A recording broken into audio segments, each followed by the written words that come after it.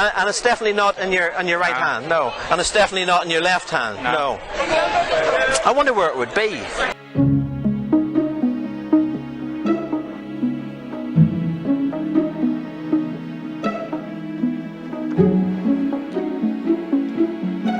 In this week's video, we're going to talk about negative hallucinations. What does that mean? Well, keep watching and find out. Turan here for Feel Good Hypnosis, and this week's video is about negative hallucinations. So what does that mean? Well, I'm going to play you a Street Hypnosis clip to show you negative hallucinations in action, and then we'll explain exactly what it is and break down the skit in a hypnosis tutorial after that. So let's watch the video. In a moment, on the count of 3, you're going to open your eyes and you're going to have this just overwhelming feeling of just wanting to take your left shoe off. You're going to take your left shoe off and hold it in your left hand. But as soon as you hold it in your left hand, that shoe just disappears out of view. You will not be able to notice where that shoe is. Nod your head that you understand.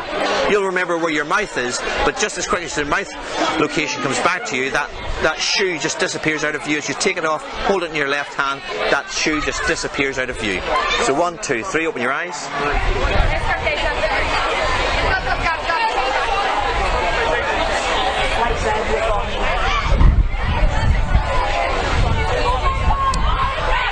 I noticed you only have one shoe on.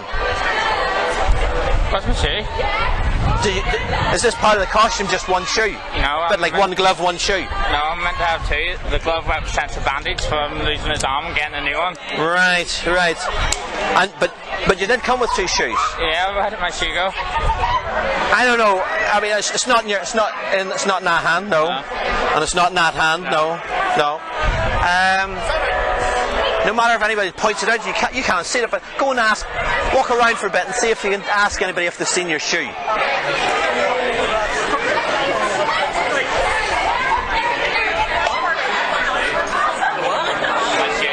He's lost his left shoe. Do you know where it is? No? Ask somebody, ask these guys over here. He's lost his left shoe. Oh, sorry, I can't see it anywhere. I don't know where it is. No. I mean, you definitely came with 2 shoes. Oh, yeah. It's strange that you would lose a shoe. And it's definitely not in your right hand, no. And it's definitely not in your left hand, no. I wonder where it would be. I mean, you just don't lose a shoe, do you? Did someone take it? Tell you what, I bet you a £5 it's within 1 metre of where you're standing now. Would you take that bet? So if it's inside within 1 metre... I'm not a betting person. Oh, you're not a betting person. Just for fun then. Just for fun would you place a wee bet? A wee just token bet. Okay. So if it's inside 1 metre... So I bet you it is inside 1 metre. What do you think? Would you take that bet? Yeah. So if it's inside 1 metre, I would get the money. If it's outside 1 metre, you would get the money. Yeah. So is it inside or outside 1 metre from you? Outside. Are you sure? Yeah. What do you think? If I snap my fingers, notice how you remember exactly where your shoe is. How did it get there? Stick it back on, stick it back on. Well, did you figure out what negative hallucinations were yet? Well, basically, when people say the word hallucination, they usually think of that hallucination from the point of view that someone's seeing something that's not there. They're hallucinating. They're seeing something, maybe a mirage in the desert, something like that there. They see palm trees mysteriously appearing when there's none about, or maybe just some shimmering water in the middle of the desert. That's a positive hallucination. That's seeing something that isn't there, having a positive experience of something that's not there. A negative hallucination is the opposite of that. Basically, it's when you don't see something that is there. So, as you saw in this example here, this gentleman didn't see his shoe, even though not only could he see it, he could feel it in his hand. And that's a very powerful thing to experience in hypnosis. So let's break down what we did. Now obviously this gentleman had been induced into hypnosis before. There'll be other videos with this gentleman, you can check them out. I'll put a link in the little information section above. But at this point he has been hypnotized already, he's been induced into hypnosis, and I've done several skits. You'll hear me mention one of those during the video. Now, right at the beginning, as I start this skit off, I know what I'm going to be doing. I'm going to be asking him to take his shoe off, but before I even suggest that, as you see, just as the video opens, I'm glancing down just to make sure he's not wearing, 16 straps of a complicated boot that would not be easy to take off. We don't want to delay the skit while we wait 20 minutes for him to unbuckle an intricate boot or something. So I look down, I glance down, and I see that he's got some sort of slip-on footwear. So I know this skit is a good one to carry on with. So I go straight into the suggestions. I say, in a moment, you're going to feel like you're going to want to take your shoe off. So that's part one of it. First of all, we've got to get a shoe off. Now, I've seen other hypnotists do this skit, and some of them just say, I'm going to take your shoe off for you. I don't think that's overly personal to touch someone's leg and remove a shoe, but why waste time and why get overly personal by holding someone's calf and pulling their shoe off if you can just tell them they have a feeling that they want to do it. They want to take their shoe off. It's a simpler way to do it. And again, it sets up the idea of quickly testing whether the suggestions you've given to a subject are actually being accepted by them.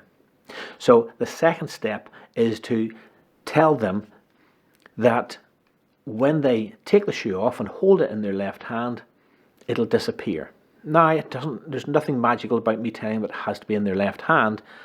I just like that way of doing things because their right hand is usually a bit more mobile. 9 out of 10 people, I'm left-handed myself, but 9 out of 10 people are right-handed, and they'll gesture and move their hand more freely. So I want them to just hold that shoe and not be swinging their hand around in case it just falls out. They don't know what's in that hand, so it might accidentally fall out, not for any other purpose. But feel free to do this skit with either hand. For me, it's just a routine I've got into, so I say the left hand. So I tell him, once I've made the first suggestion, you're going to have a feeling you want to take your shoe off, that he wants to hold it in his left hand.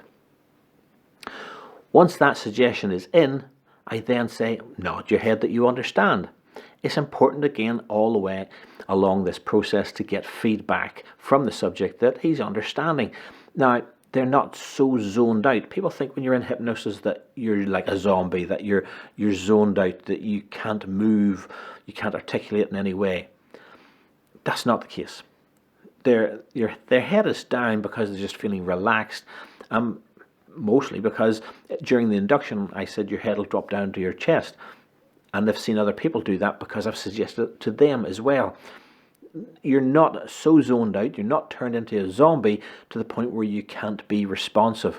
So when I asked him, nod your head that you understand, he can nod his head and give me feedback. And nodding is a nice way of a really binary question. Do you understand or you don't? Yes or no. So nod your head that you understand is a good way of just getting some nice feedback. Now there's another nice little subtlety here of linking suggestions. What I'm doing is linking the last suggestion, which is over and I knew worked perfectly, to this suggestion. So previously I'd made him forget where his mouth was. So this time I'm saying, just like your mouth disappeared, now that it's back, that shoe disappears. So I'm saying the suggestion once again, reinforcing that suggestion. It's always good to reinforce it as many times as you can, and I'll do it again shortly after the linking part. But I'm saying it again and I'm reinforcing it because I'm saying just like grass is green, the leaves are green. Just like your mouth was stuck, your shoe's going to disappear from your mind. So I'm linking the two things together in some sort of imagined logic that his mind can latch on to, and that will reinforce things. I then repeat the suggestion and then I wake him up. And as he wakes up, perfect. Now, as I said before, this is not the first skit I've done with this gentleman, so he's good and responsive, and I know he's good and responsive. Sometimes with this skit, you have to prompt the subject to take their shoe off. In this case, as soon as the gentleman opens his eyes, he bends down and he starts taking his shoe off. And once that happens, you already know the skit's working. The suggestion has been accepted. Now, for some people, you'll just have to say, remember the suggestion I said was you're going to get a feeling of wanting to take your shoe off. Now I've reframed it 2 or 3 times throughout the suggestion process, but just to be sure, for some people, when you say you've got a feeling, they have this feeling of wanting to do it. So you might want to say something like, what's that feeling you have now? Getting stronger and stronger, and just reinforce it after they've opened their eyes by telling them that feeling is getting stronger to the point where they will bend over and pick the shoe up. But for this gentleman, in this situation, and for many people, they will just do it right away. But just bear in mind, if they aren't 100% immediately responsive to taking the shoe off, just give them a nudge. There's no hard and fast rules of types of people that will respond to this better than others. So just have that knowledge of just looking out for, well, you might need to give the odd person a nudge to move forward in the skit. Anyway, so he bends down and starts to take off his shoe. Now, due to the costume he was wearing and the wind blowing around, his cape actually falls over his head. And as you see in the video, I help him take that cape off from over his head. I'm not just doing that to be polite. I want to be polite, but remember, when you have someone hypnotized, that person's health and safety is 100% in your hands. So you want to make sure that he's not going to stumble, trip or fall because his cape has got tangled over his head when he bent over. So it's important to make sure that that cape and his stability is your number one priority. Okay, this is fun. This is educating him. It's giving him an experience that he's never had before. But all the time, you have to think of their health and safety. So don't forget that. So now is the moment of truth. Has the suggestion taken effect? Now, I've already explained that the first half of the suggestion has been accepted. He bent down quickly, he took his shoe off, he held it in his left hand. So we know he is being responsive and the suggestions would appear to be going well. But the negative hallucination is yet to be tested. So I look down and I say, you've only got one shoe on. And I say that again. I've only talked about this pantomiming. I furrow my brow with confusion and look at him, because that's all part of the sort of non-verbal communications. I say, you've only got one shoe on. Did you come with one shoe? What's nice is his costume has only one glove, so I can sort of embellish that questioning with, is this part of the costume? One right glove and one right shoe? Is this part of your costume? And of course he comes around and says no, and explains why he's only got one glove. The key thing is, bingo. He's clearly not aware that his shoe is in his left hand. Now, if someone has lost their keys or a coffee cup that's set down for a moment, and they says, I can't find my coffee cup, you wouldn't immediately go, well, it's not in your left hand and it's not in your right hand. But, this skit just lends itself to that over-obvious questioning, because I lift up his right hand, and that builds a sense of anticipation for those watching. When I say it's not in your left hand or right hand, and I wave his right hand, it's clearly not in his right hand. But then I grab his left wrist and I say, well, and it's not in your left hand either. And as I wave his left wrist, his shoe is wheeling about in front of him, and he's going, no. Bingo! That is always a good audience laugh point. So I then say, well, go around and ask. This is now the point where you can engage more people. If I remember rightly, there was only 1 or 2 people watching when I was hypnotizing him. So I'm trying to bring in more people with this skit, and it's a lovely one to bring in extra people for. So he walks over to the 2 girls sitting down and asks them. And again, you can see them glancing towards his hand. What's lovely is they, play along and say, no, I don't know. Now, it doesn't matter if the people that engage with him say, but it's in your right or left hand. That doesn't matter, okay? And I even fire that little reminder of suggestion. Even if someone points it out, you cannot see it as he's walking towards the two girls. Doesn't hurt to put that in, but 9 times out of 10 you won't even need that extra layer of suggestion. But it doesn't hurt to say those things.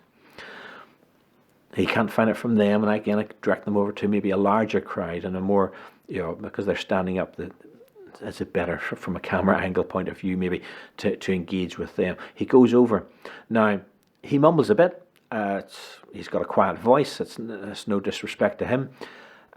It's your duty as a hypnotist and to get the comedy and the interaction of the crowd going.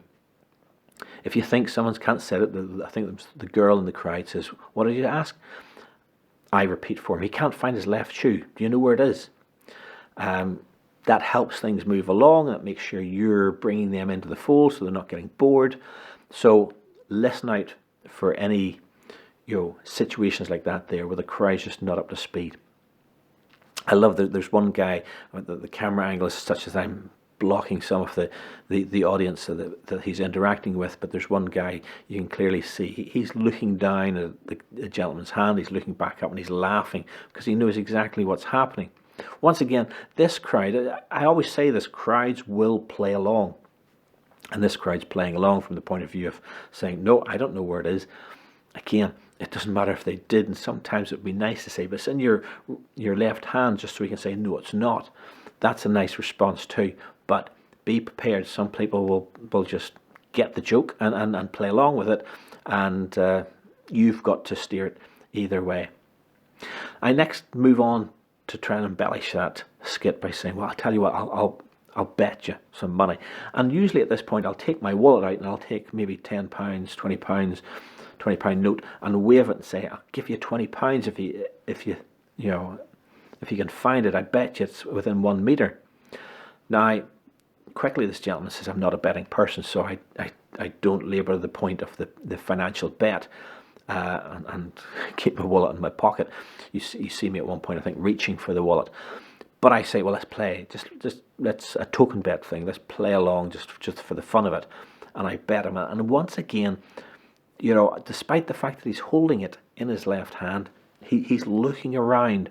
When I say it's within 1 meter, he's checking, well, should I take this bet? I can't see it. The guy says it's within 1 meter. It must be about. Further beautiful reinforcement that he just can't see it. By the end of that, I'm getting to the point where, well, I think the skit has run its course. So I finish off by demonstrating. In a moment, I'm going to click my fingers. When I click my fingers, you're going to see where the shoe is. And as soon as I click my fingers, he looks down. And this is beautiful. This negative hallucination is not just a visual thing. I mean, we were talking at the start about, a positive hallucination is seeing something that's not there, for instance, a mirage. And usually when you see that in movies, somebody's seeing the shimmering of the heat causes a mirage, and people think they're seeing water in a desert situation, and it's usually far away. This shoe is very close to him, and not only that, he can feel it in his hands. So he's not just visually hallucinating negatively, he's also negatively hallucinating any feeling, any senses in his fingertips of that shoe in his hand going into his brain. So to finish with, I just want to make the comparison between a negative hallucination in this comedy skit setting and a negative hallucination in your life. If you can't see something that you want to do, it's going to be very hard for you to do it. Okay, think about that. Think about the similarities between this fun little skit with this gentleman and the idea that how many things do you not see yourself doing? Maybe you want to lose weight, but you can't see yourself running, and you block yourself from seeing that idea, that vision, that plan in your mind of eating more healthily, of doing more exercise. Imagine what that's like and compare that with this skit. It's really the same thing. You're negatively hallucinating. You're blocking yourself from seeing how you want to be, and it stops and holds you back. That's purely a mindset thing, and that's again why hypnosis is so, wonderful at overcoming negative hallucinations. So if you want more details, ask more questions, please do leave a comment in the comment section below. I really want to hear from you, hear what you think of this video, hear what you think of negative hallucinations. Do you have any negative hallucinations going on inside your mind? Leave them in the comment section, in the description section below. I really want to hear from you. And do make it a positive. From time to time I get a thumbs down. Well, I'm not asking everybody to really enjoy these videos. If you don't enjoy it, leave a comment, tell me why. Just don't give me a thumbs down. Really what I want to see is lots of thumbs up, because that helps grow my channel. So do give us a thumbs up, give us a like on that like button, and don't forget to click the big red subscribe button so you get notified every time a new video comes out. Don't forget to click the grey notification bell next to it, and you'll get notified when a new video comes out from myself, Feel Good Hypnosis. In the meantime, thanks very much for watching. And if you have any requests or any information at all, just drop it in the comments section. In the meantime, look forward to seeing you next week.